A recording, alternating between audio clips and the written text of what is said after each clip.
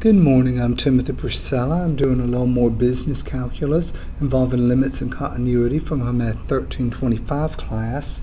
And I'm going to pick up where I left off at the end of part 1. We're just going through. I've already introduced the concept of a limit, and we've worked some examples. And here's a word problem. The cost of manufacturing a certain mountain bike is given by C of x equals 100,000 plus 100x, where x is the number of mountain bikes produced. Before we go on, this cost function, what's that 100,000 called?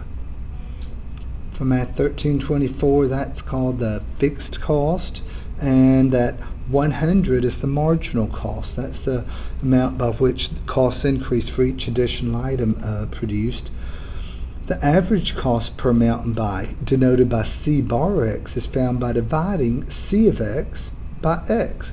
Okay, if this is the total cost, we know that to find the average cost, you take the total cost and you divide it by the number of items produced. So my C bar x would be 100,000 plus 100x, all divided by x.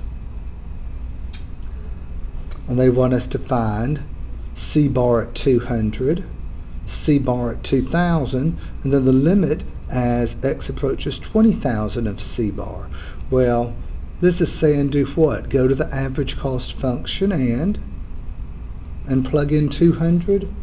If you come over here and you plug in 200, well, that's not difficult. You could have done that before you started this class. Just plug 200 in for x, and that's going to give us a 600. Punching into my calculator, I'm getting a 600, and my calculator doesn't show that well under this camera, so this is something that y'all can do. Let's see. Yeah, okay. So this is something y'all could do before you started the class. Just plug in 200 into the average cost function. That gave us 600. This is saying plug in 2,000. Plugging 2,000 in, we're going to get a 150. So as you increase production, the average cost per bicycle is decreasing because of that initial fixed cost. Here, that fixed cost was spread out over 200 bicycles, but in this case, that initial fixed cost, $100,000 fixed cost, was spread out over 2,000 bicycles, so the average cost is going down. Finally, part C, the one involving limits. We want the limit as x approaches 20,000. The limit as x approaches 20,000 of our average cost function, 100,000 plus 100x, all divided by x. Okay, this is a rational function. Remember what I say, to find the limit of a rational function, you first of all plug the a value into the denominator. So you plug that 20,000 into the denominator, and it's not 0. So it's not 0. The denominator is not 0. So what do you do to find the limit? If the denominator isn't 0 at a, to find the limit, you just plug in that 20,000. So that's 100,000 plus 100 times 20,000, all divided by 20,000, and that's going to give me, punching into my calculator off screen, I'm getting a 105.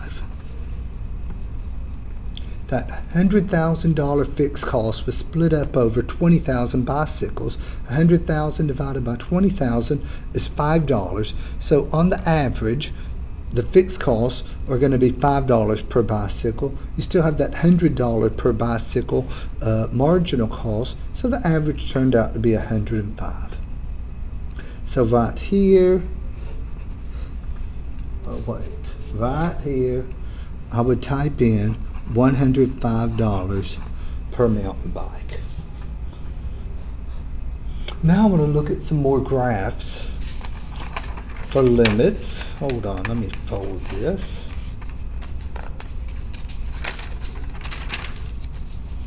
Okay.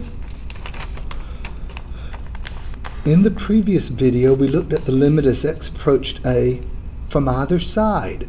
You'd have to be on the left side or on the right side. In both cases, the y-coordinates had to be close to a single number. Here, we're only looking, look at this notation. The limit as x arrow 3, and there's a little b superscript there. Let me write this down in case you can't see it. The limit x arrow 3 from the left of f of x. That little superscript says we're only looking at the left-hand side of 3. This is called a one-sided limit. A one-sided limit. If there's no little superscript, then you're looking on both sides. But as it is, that little superscript says you're looking at a limit from the left.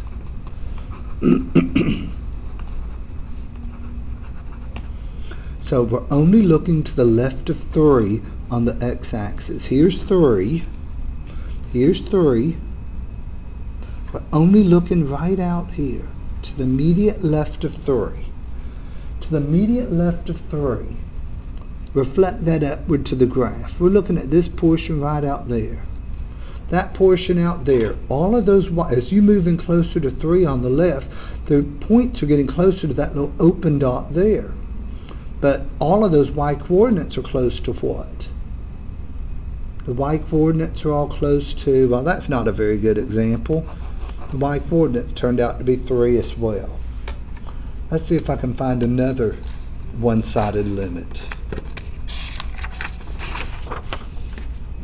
Okay, here's one.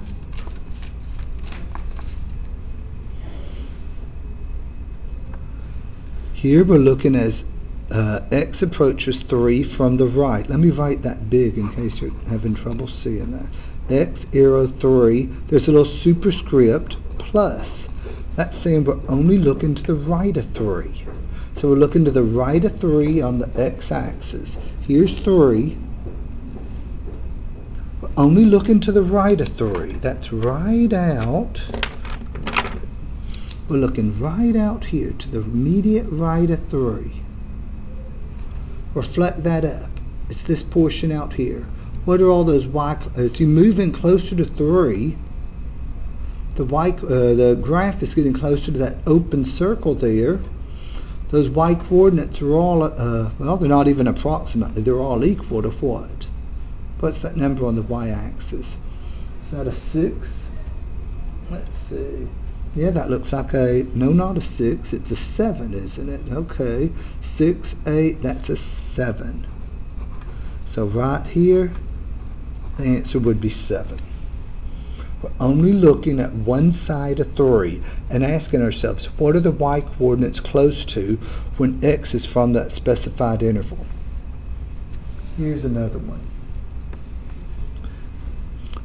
We want the limit as x approaches 2, do y'all see that little superscript there, f of x?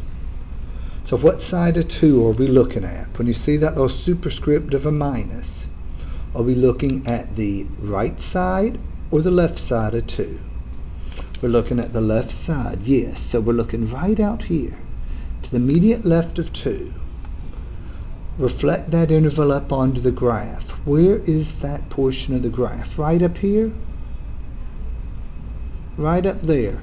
All those y-coordinates are close to what number?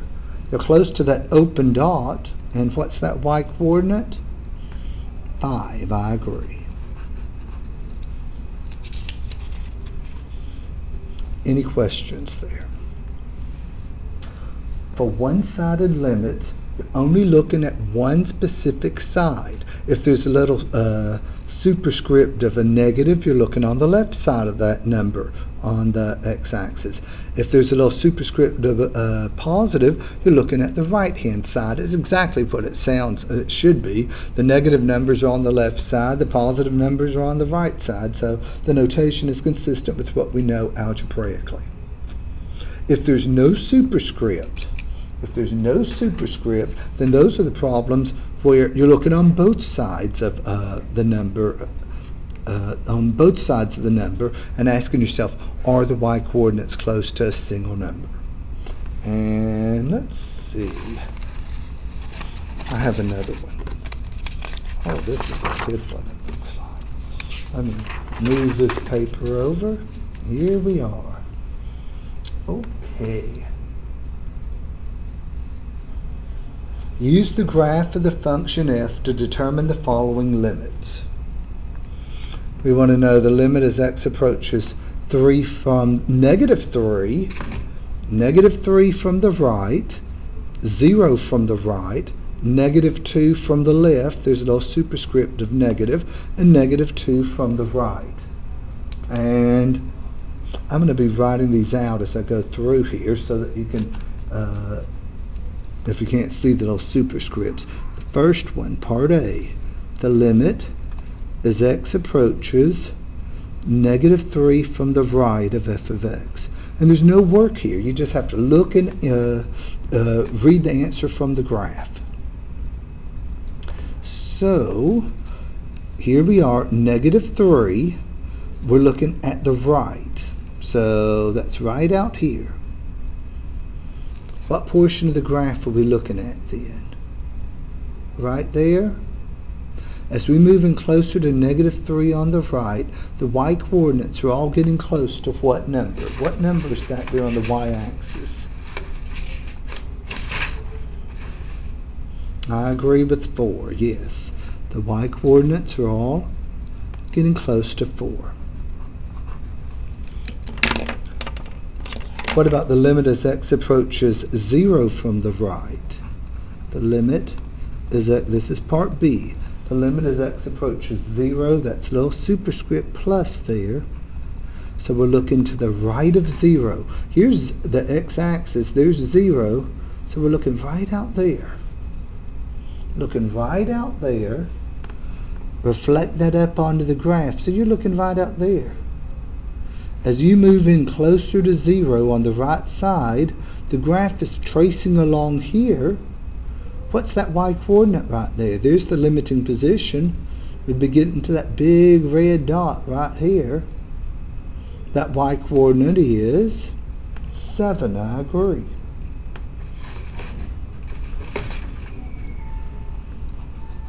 So here we'd have a 7. And part C. Part C. The limit as approaches, the limit as x approaches -2 from the left.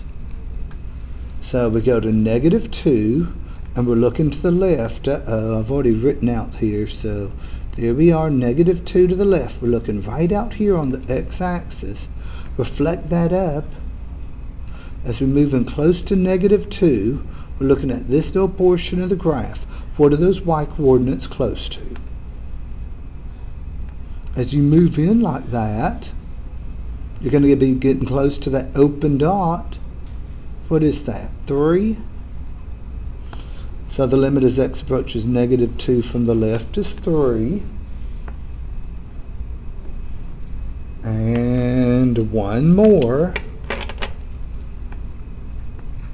The limit as x approaches -2 from the right. -2 from the right. You're right out here. You're moving in. What are those y values getting close to? As you move into -2 on the right, you're looking at, as you move into -2, there's the little interval. That's this little portion of the graph right there. All those y-coordinates are close to what? They're close to 3 as well.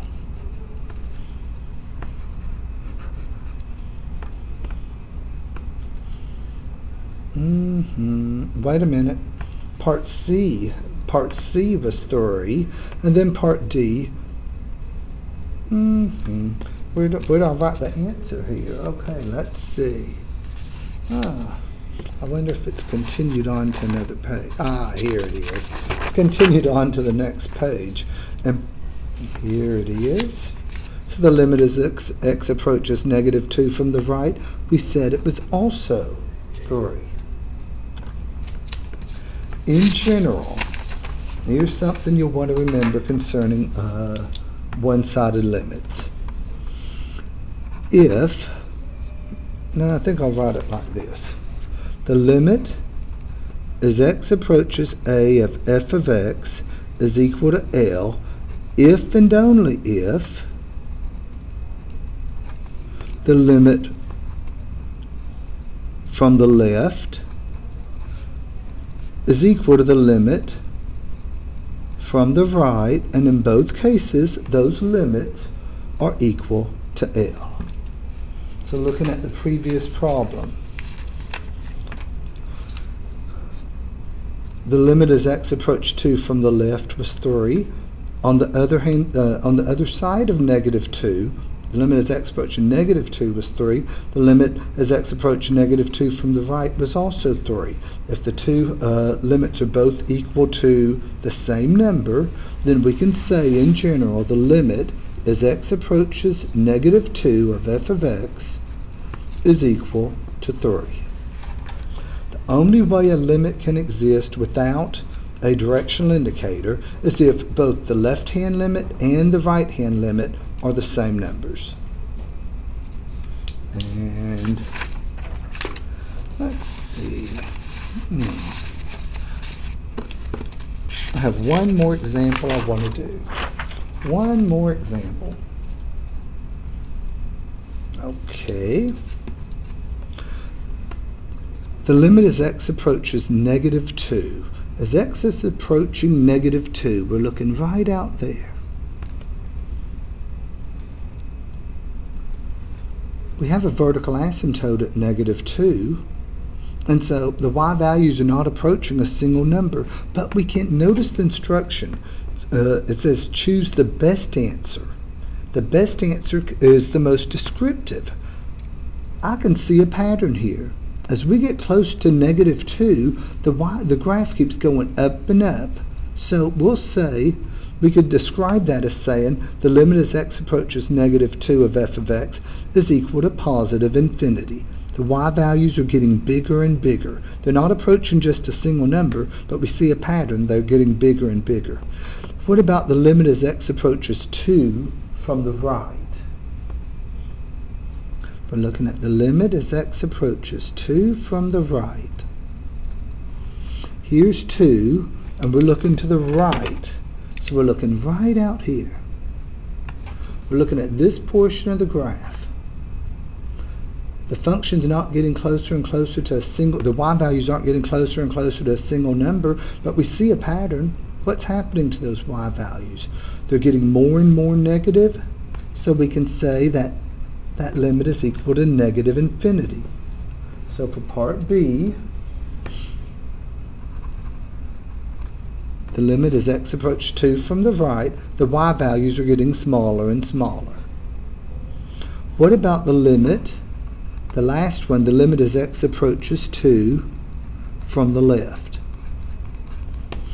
The limit's not a number. You're looking right out here. You're looking right out here to the left of 2. You're looking to the left of 2, you're looking at this portion of the graph. What's happening to those y values? You tell me. The graph is going up and up and up. So the y values are approaching positive infinity. I agree. So part C, the limit as x approaches 2 from the left. There it is, part C. So at vertical asymptotes, we know that limits don't exist, but we can still describe what's happening there. Are the y values getting bigger and bigger, like in this case, or the y values getting smaller and smaller, like as as x approaches 2 from the right? So even when a limit doesn't exist at a vertical asymptote, we can describe what's happening. Here, as x approaches negative 2 from either side, the y values are getting bigger and bigger, so a positive infinity. And I think I'll take a break right now, and I'll pick this up later on. Bye-bye.